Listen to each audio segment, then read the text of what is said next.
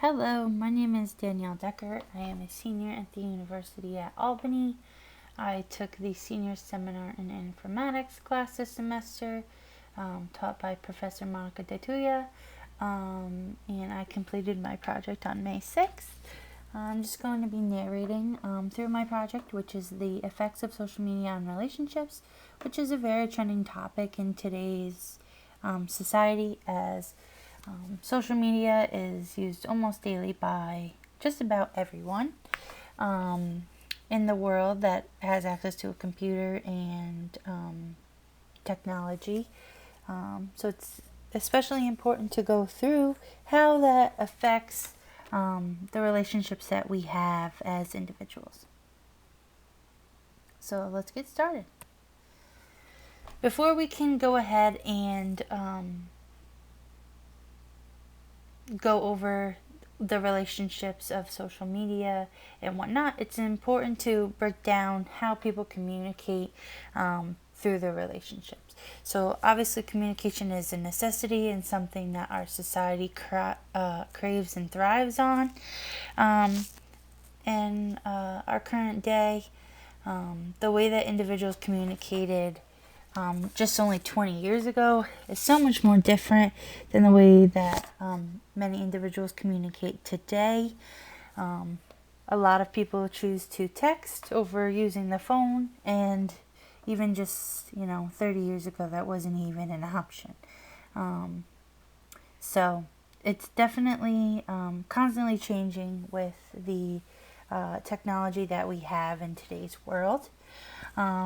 Social media and technology advancements are constantly changing the way we communicate, and that goes for both personally and professionally as well. So after we've identified how we communicate, it's important to also identify what a relationship is, as from person to person the definition can go ahead and vary. So that's why it's important to define the relationships and communication. So who communicates with who? Through social media, people that you might not see or even talk to on a day-to-day basis are able to see things that you choose to post and share with all of your friends on social media. So for example, people that you went to high school with 10 years ago can see all of your posts as long as you accept their request and have your profile open to sharing that with those people. And also another example would be how social media connects people all over the world. For example, I have a good amount of family in the Netherlands. We hosted a few Dutch students about 10 years ago, and we still keep in contact to today. We're able to see pictures of their families that they post, their job advancements, career advancements, what they have going on in their life. And just like they're able to see pictures of our family that I choose to share online with everybody. So even though they're literally halfway across the country, they're still able to go ahead and see all of the things that are going on in my life, just like I'm able to see what's going on in their life.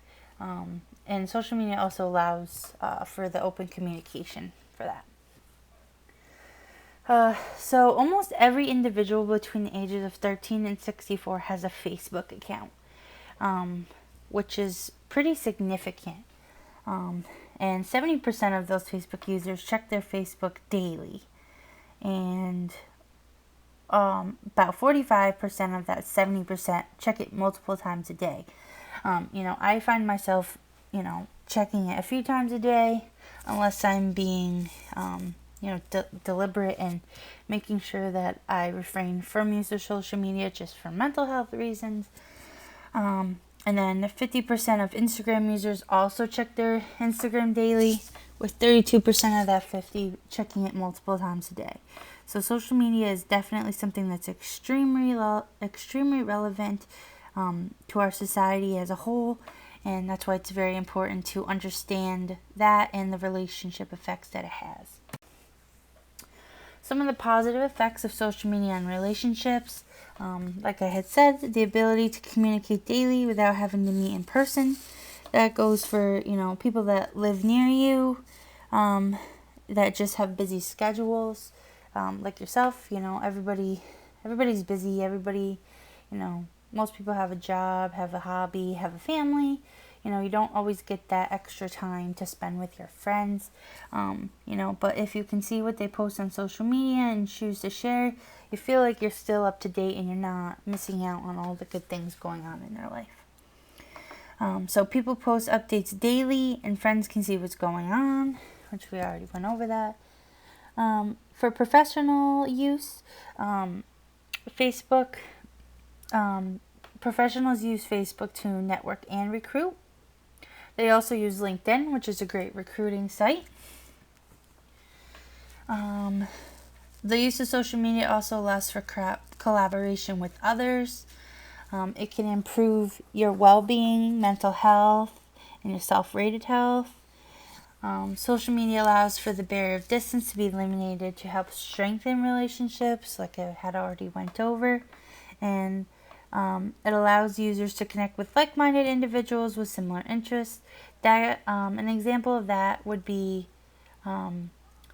being part of groups online through like LinkedIn or other social media sites for people that have similar interests as you. For example, if you have a family, they have different groups for moms, just to go ahead and communicate with other moms, maybe because they can easily relate to them, and different examples like that. While we went over the positive effects, it's also very important to go over the negative effects as well. Just like anything, there's pros and cons. So we'll now go over the negative effects of social media on relationships. Some of the negative effects of social media can make users feel lonely, depressed, and anxious. For example, if somebody is just on social media and doesn't ever really get out into the real world and interact with others, and they see other people doing that, it can have the opposite effect and make them feel lonely, depressed, and anxious.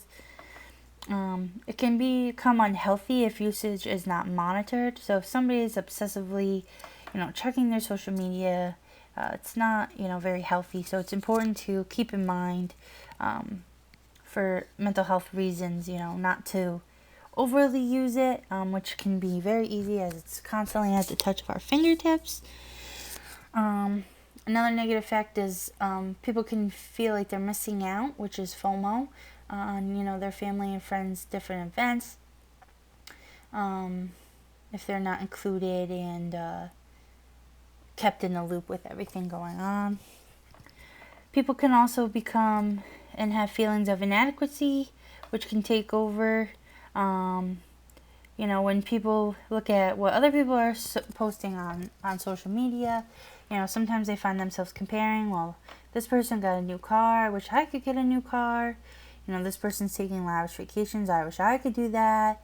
They find themselves comparing apples essentially to oranges because, nobody's two lives are exactly the same. Wishing they could, reenact what they're seeing online, which can make them become depressed and sometimes even suicidal. Another important thing to note about social media is about 10% of teenagers fall victim to cyberbullying. I personally have as well in high school, which is, unfortunate, and hopefully I hope nobody has to go through that, but about 10% of teenagers do fall victim to that. Unhealthy relationships occur due to unhealthy use. So again, reiterating, if you don't monitor the time you're spending, it can become an unhealthy habit. And we already went over users compare themselves to others, creating low self-esteem and feelings of inadequacy. So it's important to understand the effects of social media. That way we can help reduce the effects. Being cognizant of the amount of time that you're spending online, being cognizant of what you're posting and sharing online. Adults especially should be monitoring what teenagers are posting online, their teenagers and their children, and how much time they're spending online. And it's our responsibility to encourage them to have healthy relationships and healthy online habits. That way, they have positive effects more so than negative effects. Overall, in conclusion, while there are both positive and negative effects, I feel that the positive outweigh the negative. Using social media is a great tool for, keeping in touch with your family and your friends, both local and far away. It allows for professional advancements through networking and recruiting through, Facebook and LinkedIn. Again, it's important to understand the effects of social media usage. That way you can help reduce the negative effects. And again, social media is such a great tool to help personal and professional